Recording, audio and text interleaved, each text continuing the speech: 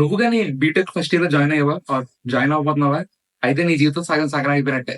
నువ్వు నోర్మై మొహం పగిలిపోద్ది.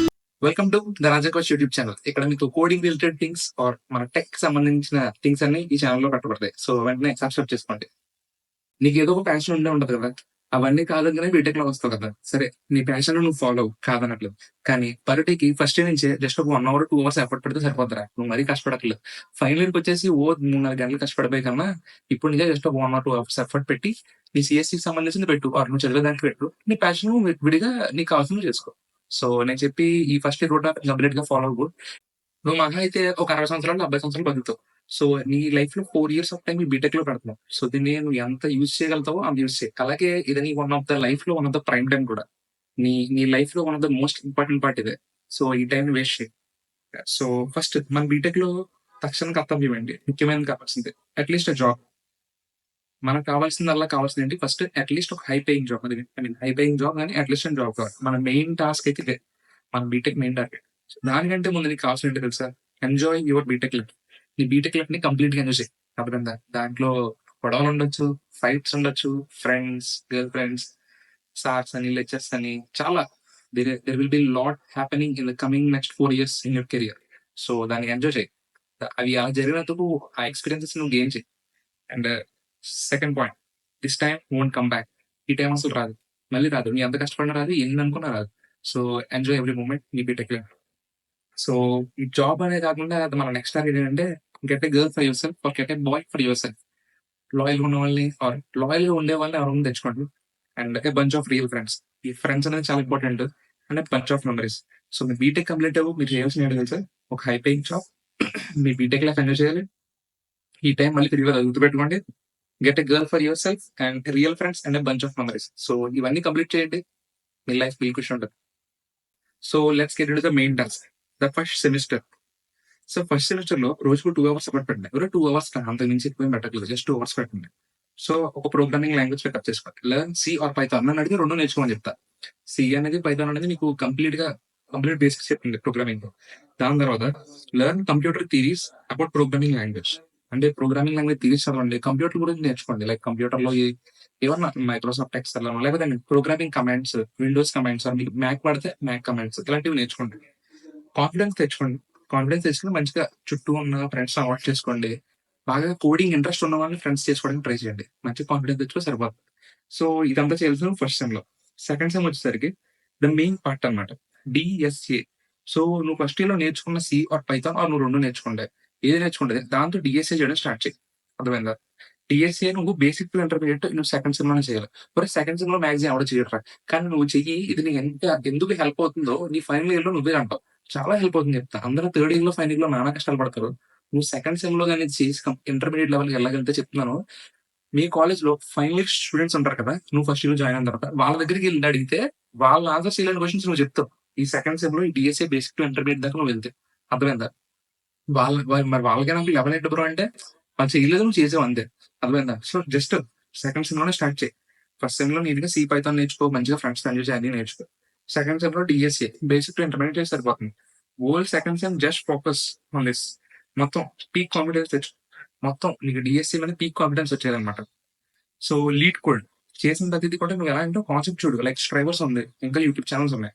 వాటిలో కాన్సెప్ట్ చూడు. తర్వాత కాన్సెప్ట్ సంబంధించిన రిలేటెడ్ క్వశ్చన్ ని లీడ్ కోడ్ దగ్గర అందులో చూడు. అంతే. అక్కడ ఆల్రెడీ అన్ని సర్దు ఉంటాయి. లింక్ లిస్ట్ అనో, స్టాక్స్ అనో, క్యూస్ అనో, డిపి అనో, ఇలా రకరకాల అన్ని సర్దు ఉంటాయి. మంచిగా సార్ట్ చేసి నీకు కావాల్సిన సెలెక్ట్ చేసుకుని చేసుకో. సో నీ ఫస్ట్ టార్గెట్ వచ్చేసరికి ఏంటి? Get confident in one language. ఒక లాంగ్వేజ్ లో కాన్ఫిడెన్స్ వచ్చేస్తుంది నీకు ఆటోమేటిక్ గా. అండ్ డిఎస్ఏ ఇంటర్మీడియట్ లెవెల్, నువ్వు ఇంటర్మీడియట్ లెవెల్కి వచ్చేస్తావు. నువ్వు నిజంగా చెప్తున్నాను, ఇక్కడ దాకా వచ్చావంటే నీకు almost 6 LPA 5 LPA package fix అయిపోతుంది. అందులో అండ్ ఫ్రెండ్స్ అండ్ గర్ల్, అది మీ ఇష్టం ఇంకా. సో ఇది మన ఫస్ట్ ఇయర్ అయితే టార్గెట్. ఫస్ట్ ఇయర్ కంప్లీట్ అయిపోతుంది, మంచిగా హాలిడేస్ ఎంజాయ్ చేస్తావు, అయిపోయింది. ఇప్పుడు థర్డ్ సెమ్ లోకి ఎంటర్ అవుతావు. థర్డ్ సెమ్ లోకి ఎంటర్ అయ్యాక కొంచెం హార్డ్ వచ్చాయి, ఒక అరగంట పెంచు. ఈ 2 గంటలు చేసేవాడు, ఇప్పుడు ఒక అరగంట పెంచు.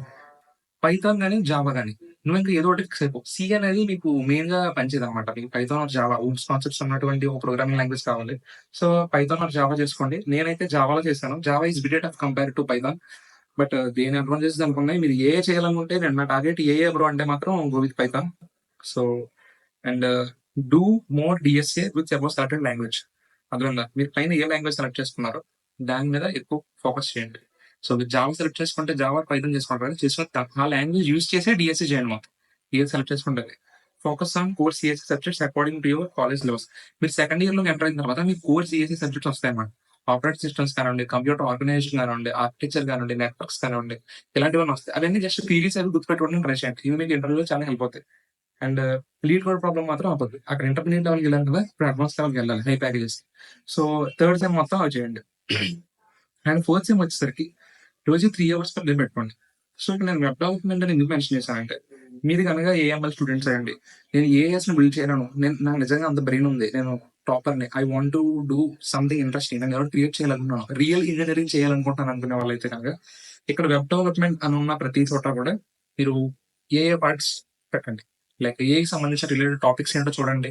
వాటి గురించి కూడా నేను యూట్యూబ్ వీడియో పెడతాను, సబ్స్క్రైబ్ చేసి ఉంచుకోండి. అది రావడం కొంచెం టైం పడుతుంది. ఏ అంటుంది ఆషామాషి కాదు, అవన్నీ మీ కాంటాక్ట్స్ అన్ని మంచిగా నేను సెలెక్ట్ చేసి పెడతాను. సో ప్రస్తుతానికి అయితే వెబ్ డెవలప్మెంట్ పెట్టి మంచి జాబ్ కోసం పెడతాను. సో ఫ్యూచర్ లో మార్చుకోండి. సో ఫోర్త్ సెమిస్టర్ వచ్చేసరికి ఇది కూడా రోజు 3 అవర్స్ పర్ డే. ఇందులో వచ్చేసరికి మీరు ఇప్పుడు డిఎస్ఏ మాస్టర్ అయిపోతారు. చెప్తున్నాను, సెకండ్ ఇయర్ సెకండ్ సెమిస్టర్ అంటే మీరు సెకండ్ ఇయర్ కంప్లీట్ అయ్యాక మీ దగ్గర డిఎస్ఏ ఫుల్ గా నాలెడ్జ్ ఉంటుంది. మీకు నిజంగా నాలెడ్జ్ ఉంటాయి కనుక చెప్తున్నారు కదా, 3-1 3-2 జస్ట్ ఒక బేసిక్ వెబ్ డెవలప్మెంట్ నేర్చుకుంటే కనుక గూగుల్, మైక్రోసాఫ్ట్ ఇలాంటి సమ్మర్ ఇంటర్న్షిప్స్ జరుగుతాయి. అలాంటి మీరు ఖచ్చితంగా ట్రాక్ చేసేస్తారు. అసలు మీ కాలేజ్ ప్లేస్మెంట్ అవసరం లేదు, జస్ట్ బయట నుంచి అప్లై చేయొచ్చు. గూగుల్లో వాటిలో ఎప్పుడు జరుగుతాయి, గూగుల్ ఇంటర్న్షిప్స్ ఎప్పుడు జరుగుతాయి. కాకపోతే అందులో కోడింగ్ లో చాలా టఫ్ ఉంటాయి. ఎందుకు టఫ్ ఉంటాయి? డిఎస్సీ చేసిన వాళ్ళకి ఈజీ, చేయని వాళ్ళకే టఫ్. మీరు నిజంగా ఇది చేస్తే మీకు ఎందుకు రాదా చెప్పు? స్టార్టింగ్ థర్డ్ ఇయర్ లోనే 3-1 3-2 60,000 70,000 సంపాదిస్తే ఎలా ఉంటుంది చెప్పు? అదిరిపోదు.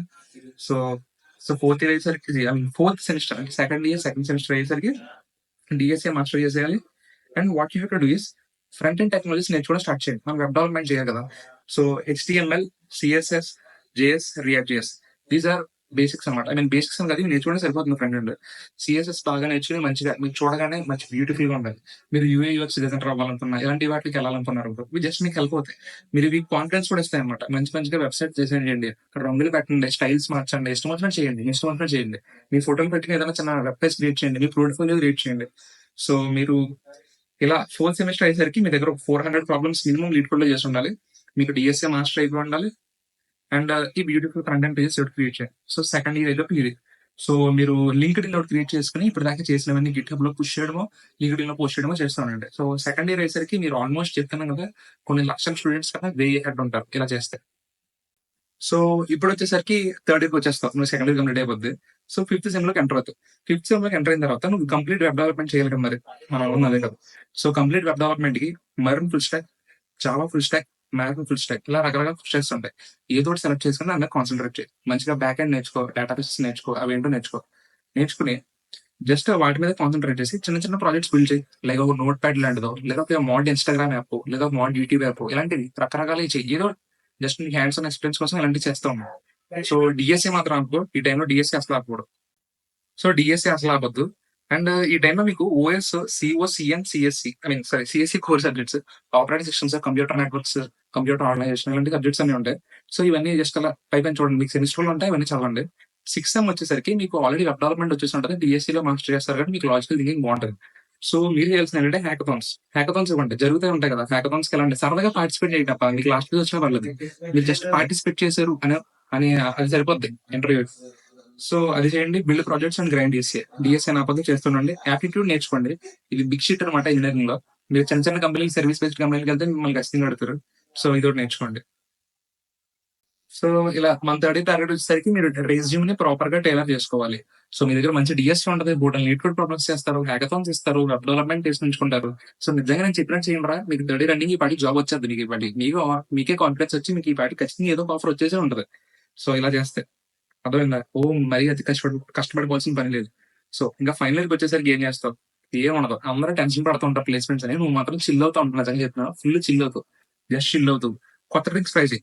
ఇప్పుడు దాకా నేర్చుకుని అలాగే ఉంచుకొని, నువ్వు నేర్చుకునే వాళ్ళకి నేర్చుకున్న వాళ్ళు సరదాగా డేటా సైన్స్ అంటే ఏంటి, డేటా అనలిస్ట్ అంటే ఏంటి, ఏ గురించి ఏ బేసిక్స్ ఏమున్నాయి, నువ్వు ఒకవేళ ఏ చేయకపోయినా సరే సరదాగా ఏ బేసిక్స్ చూడు. ఇప్పుడు ట్రెండ్ అవుతుంది కదా. సో అలా ఇంకా ఏం చేస్తావు, నౌకరీలోనూ లింక్డ్ఇన్ అప్లై చేస్తూ ఉండు. కాలేజ్ ప్లేస్మెంట్స్ లో అయితే నువ్వు ఖచ్చితంగా కాలేజ్ ప్లేస్మెంట్ వచ్చేది ఇవి చెప్పినట్టు చేస్తే. నువ్వు యువర్ ఎంతది 1 lakh times ahead of others అనమాట. Be confident. సో ఇంతేనబ్బా. నువ్వు మరి ఎక్కువ కష్టపడాల్సిన పని లేదు. ఇందులో చెప్పినట్టు చెయ్యి. జస్ట్ రోజుకో 2, 3 అవర్స్. అంతకు మించి ఎఫర్ట్ పెట్టాల్సిన పని లేదు. హాయిగా ఎళ్ళు కాలేజ్‌కెళ్ళు ఫ్రెండ్స్‌తో చిల్ అవ్వు. మంచిగా అన్ని చేసి 4 ఏళ్ళు తిరుగు ఫ్రీగా ఎంజాయ్ చెయి. రోజుకో 2, 3 అవర్స్ కోడింగ్ చెయి. సింపుల్. నీ ప్యాషన్ అలా ఫాలో అవుతూ ఉండు. 4 ఇయర్స్ బీటెక్ అయిపోయిన తర్వాత ఉద్యోగం వచ్చిన తర్వాత మనీ సంపాదిస్తూ నీ ప్యాషన్ నువ్వు చూసుకో. లేదు నాకు అప్పుడు నీ ఉద్యోగం నచ్చలేదంటే అప్పుడు కంప్లీట్‌గా నీ ప్యాషన్ వైపు వెళ్ళిపో.